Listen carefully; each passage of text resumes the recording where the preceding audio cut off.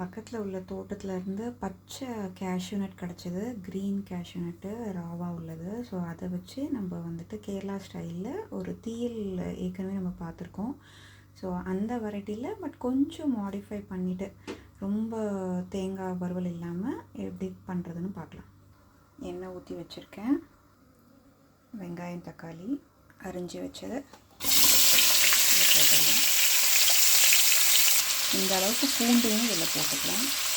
கொஞ்சம் வதக்கின வெங்காயத்தை நான் மாற்றி வச்சுருக்கேன். நம்ம வந்துட்டு அரைச்சதுக்கப்புறமா யூஸ் பண்ணுறதுக்கு இந்த அளவுக்கு. இப்போது அதை எடுத்ததுக்கப்புறம் தான் நான் இதில் காஞ்ச மிளகா, அதுக்கப்புறம் கருவேப்பிலை நான் இப்போ ஆட் பண்ணிக்கிறேன். கொஞ்சம் வெங்காயம் போட்டுக்கலாம். தனியா,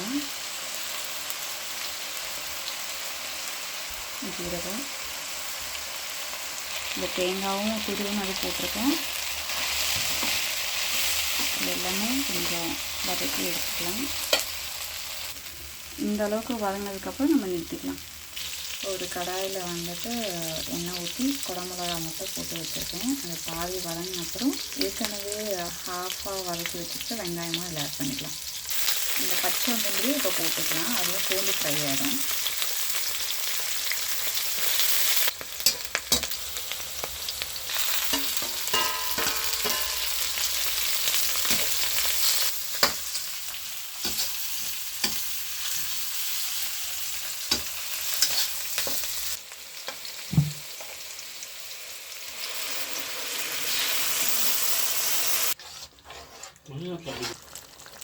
எண்ணெய் இப்போ லைட்டாக மேலே வர ஆரம்பிச்சிச்சு.